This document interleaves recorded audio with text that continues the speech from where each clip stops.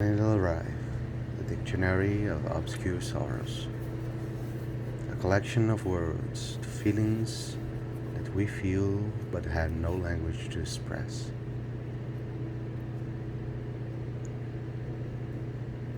For instance, Kudos,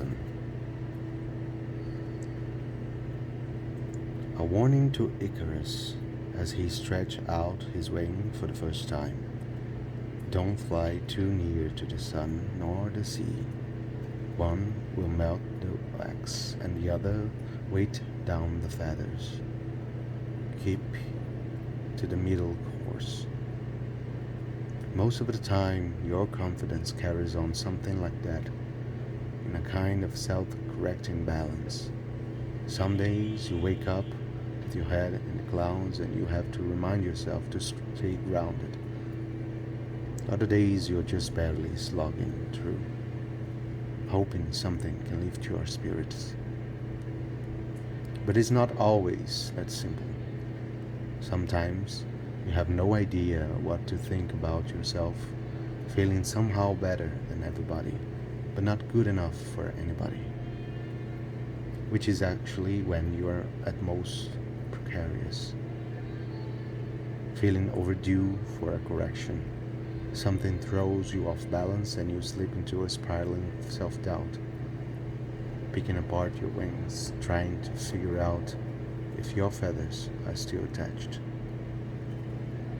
Think over your life and realize how much of it is mythology, stories you tell yourself. How many half-hearted compliments have you taken to heart? How many of your friendships are kept together by little more than a circumstance? You may love your partner, but start to doubt how well that comes across. You may love your job, but begin to question if it is worth all the time it has cost you. Knowing how easily your role could be refilled, your legacy tossed in a box. You wonder if you're really any good at it, or haven't been ignoring warning signs that it's time to try something else. But what else could you try?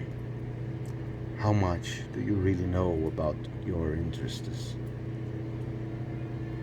Do you actually like the things you like? What makes you happy?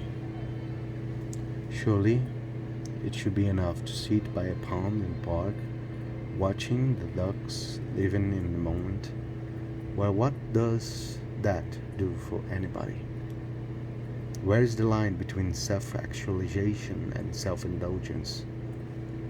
How much of your time could be better spent trying to make a difference? Then again, what difference could you realistically hope to make? Perhaps you tell yourself it doesn't matter as long as you do something.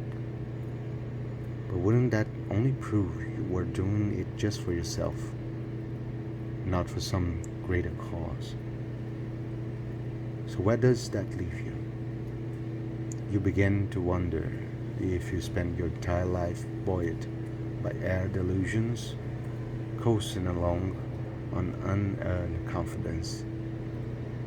But if it's possible to carry on that way indefinitely and not even notice, does it even matter whether any of this is real?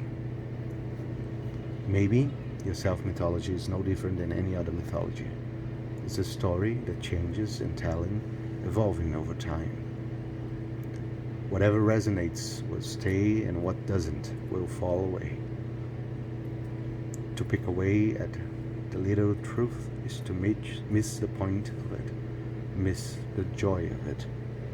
So go ahead and build your myth. Try to tell a good story about yourself that captures something true, whether or not the facts agree. Keep to the middle course. Steal bits of wax and feather discarded by others, better flyers. Let the sun rise and fall. Let the waves pound themselves to mist again and again. Your task is not to be flawless. Your task is to fly.